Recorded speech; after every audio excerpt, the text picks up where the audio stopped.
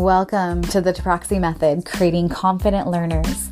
The Taproxy Method uses a unique combination of breath work, brain-body work, gratitude, and a clay-based program to affect the neuroplasticity of the brain in students, to help strengthen their mind-body connection, help them develop a growth mindset, and most importantly, trust and confidence in themselves.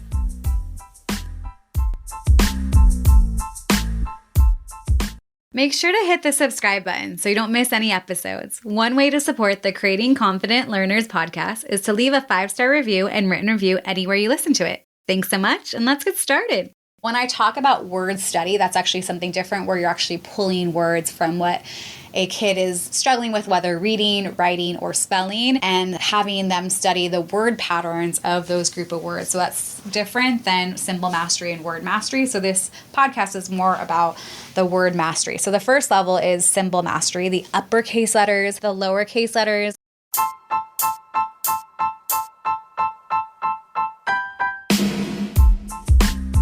Be sure to sign up for the foundation course. This course is here to support you, both parents and educators. It teaches the exact foundational tools I have used with students to increase focus, ease anxiety, and help raise confidence and self-esteem so that they can succeed in all areas of their lives, including academics.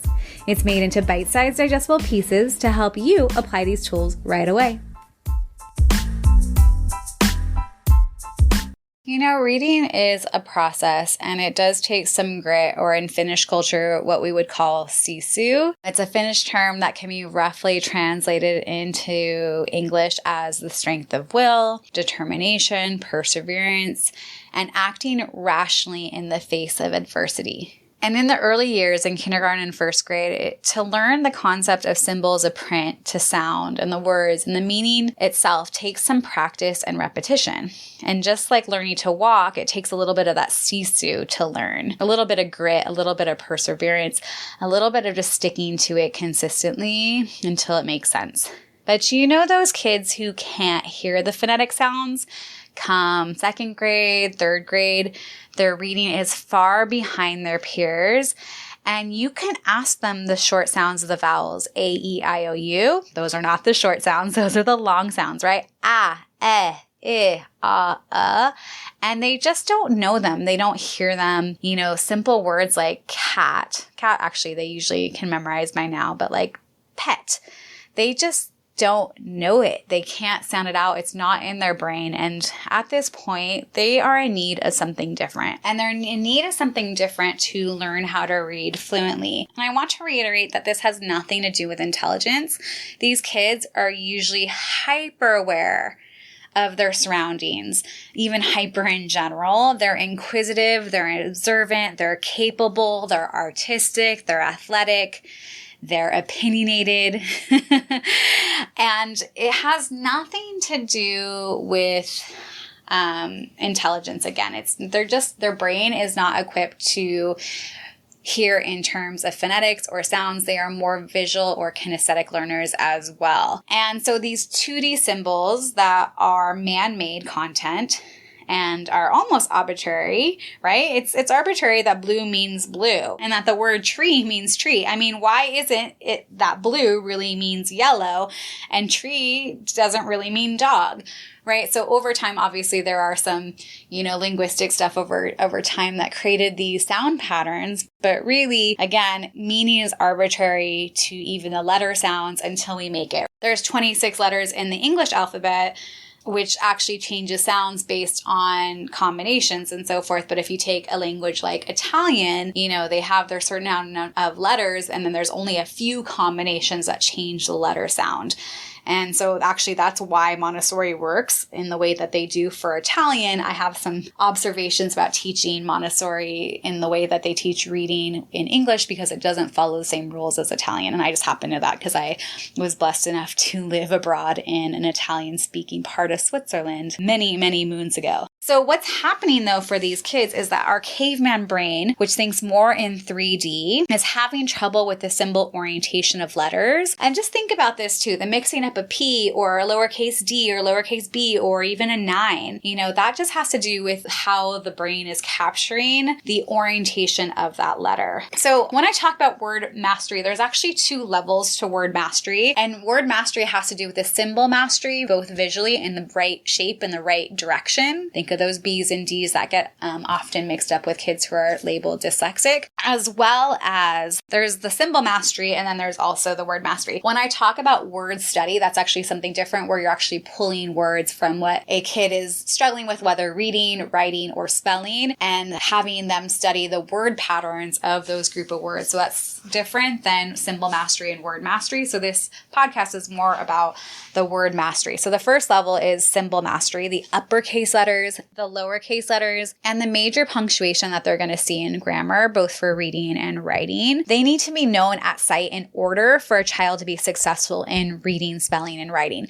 And when I talk about knowing these letters, a lot of times kids who've made it to 2nd, 3rd grade, they know most of the letters in order. They know what the alphabet song, but do they know them mixed up? Just recently, I was working with a kid last week and his C's and S's are mixed up, the J's and the G's, as well as not really know what an X is and missing a few other letters in that mixed. So we use clay to really imprint the symbols and letters fully out of order, in order, backwards, so that they are reading at sight and there's no misidentification of letters, which is of course going to affect their reading fluency as well. So once they've mastered their uppercase letters, their lowercase letters, and the major punctuation that they're going to see over and over again, we go on to word mastery and also teaching not just reading through phonetics, but reading through spelling, called spell reading, which helps students identify words at sight rather than sounds. And then sweep reading and also comprehension strategies like picture it punctuation, which is all part of the Davis program. But we're also checking that they're putting it all together in terms of comprehension, right? Reading isn't just fluency, but it's also thinking. In the show notes, I will add the link to an article that I wrote quite a few years ago, maybe 7, I think 2015. Oh, that's like 8 years ago, in the Maui Family magazine called Reading is Thinking. So I'll link that in the show notes. But when it comes to reading, we don't want just fluency, but we also want kids to think about what they're reading. We want them to infer, to empathize, and also to comprehend and recall what they've read as well. So there's many layers to reading. The first being symbol mastery of just knowing the letters in and out of context, uppercase, lowercase, the punctuation. So that's where the clay study comes in. To the kids who are not remembering this stuff, that's not concrete. I always have this theory that they're using their hands through clay. It's coming up and through the body to the brain, and they're making that connection there. And again, we don't sound out every word that we already know. Think about if you're reading the encyclopedia or you're reading a big chapter book or even a newspaper article. If you were to sound out every single word to read just a newspaper article, that would be so taxing and so tiring. So what our brain eventually does is it has a bank of words that we know at sight. And so we don't phonetically read once we've learned a word. So phonetics is just one component to it. And so just thinking about that, but we can also teach the brain, especially those kids who are struggling in 2nd, 3rd grade, how to read visually fully. But what I've found that's really interesting over the years of starting to implement word mastery through clay, symbol mastery through clay, is that we can actually teach the word patterns through the back end, and that the synaptic connections in the brain will make the connection with the visual spelling of a word to the phonetic sounds eventually. I also take the time to teach the short sounds, the A-E-I-O-U sounds, actually the academic terms for the vowels versus consonants, the bossy E concept, the complex patterns and vowel patterns like shuns and OW for ow or OU for ow or O, depending on what word. So we can explicitly teach this to kids who are struggling with remembering the rules, who are not absorbing it implicitly, and it needs to be made more explicit for them. But also, like I said, we use word study, which is different than word mastery. Word study uses the words and how they look and the ways that they look with specific word sorts based on the reading and spelling pattern a child's missing, which fills in those gaps that way. But word mastery. So once the symbol mastery is there, the kids know the alphabet backwards and forwards and out of context, uppercase, lowercase, punctuation, all done with clay. So it's gone through the body, through the hand kinetically as well into the brain. We go into word mastery. But what word mastery does is it uses clay to create a memory and to create a model and a picture that adds meaning and creates that memory to help with mistakes in spelling, reading, writing, omissions of the words while reading and writing, and misreading and misspelling. So a lot of times really similar words like left and felt, they have the exact same letters, get mixed up because kids are switching those letters around with their quick picture thinking, right? When a child thinks in words, they think sequentially, and it's a slower pace of thinking.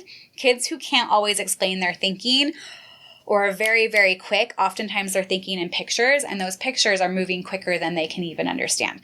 So that's what happens when we have a word like felt and left that are getting mixed up. And the process is pretty much a 3-part process. Simply put, you look up the definition of a word like the or left or felt, whatever one they are mixing up. And this is once they've already mastered the symbol mastery of the uppercase and lowercase letters, as well as punctuation. You end up writing down the definition on a 3x5 card, discussing, creating different sentences using that word, and then having them create a model in non-drying clay that shows the meaning of that word. So they end up keeping it 3D. So one example, I had a child who did the word the, like the dog was her example, and she ended up putting a circle of clay around the dog to indicate that it was a single thing.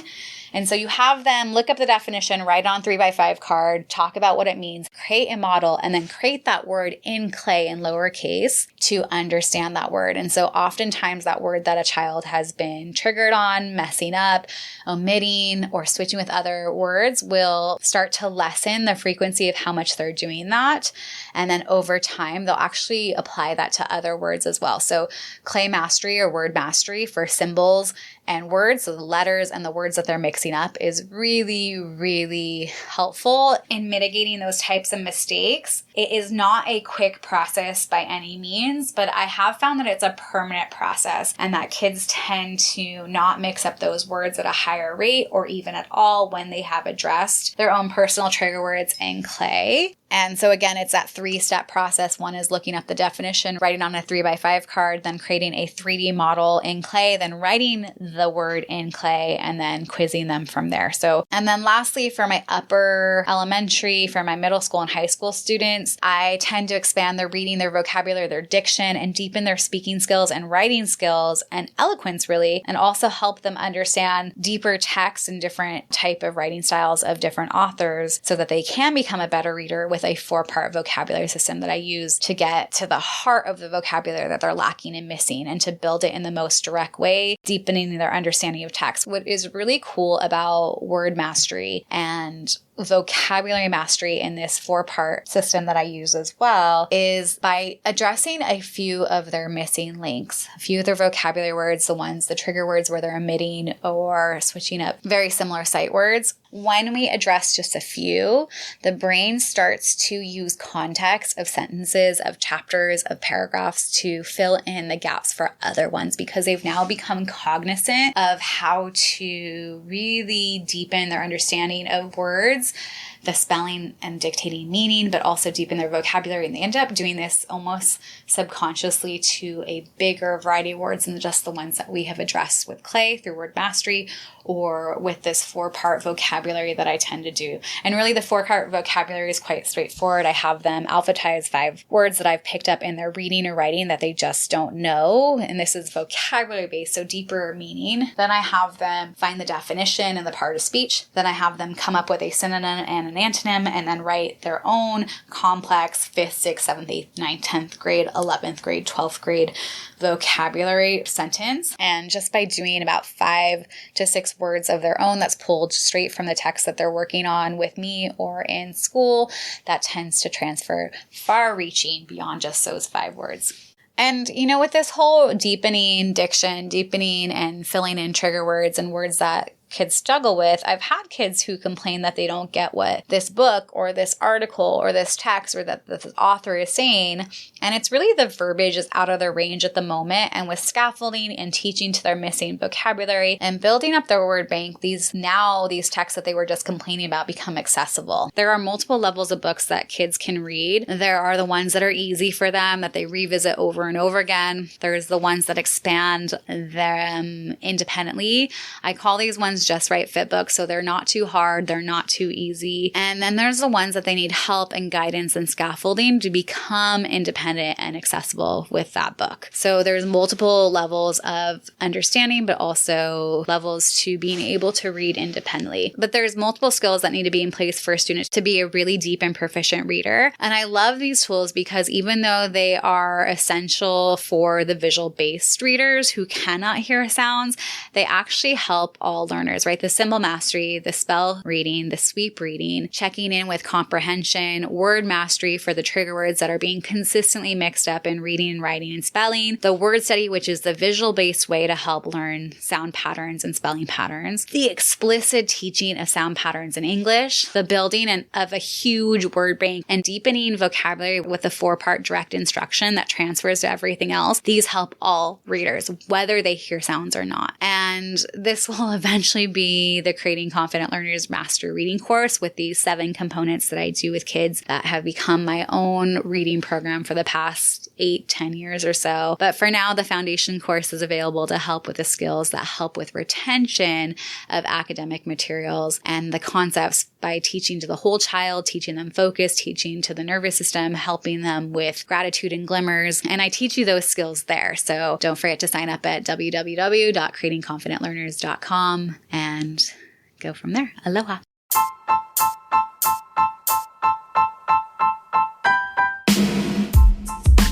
Be sure to sign up for the foundation course. This course is here to support you. It teaches the exact foundational tools I have used with students to ease anxiety and help raise confidence and self-esteem so that they can succeed in all areas of their lives, including academics. It's available as a one-time purchase or as an ongoing monthly subscription with extra group support and monthly live stream. Be sure to sign up for the newsletter to stay in contact. Keep up with the Creating Confident Learners community on Instagram and Facebook at Creating Confident Learners. Have a blessed day and aloha.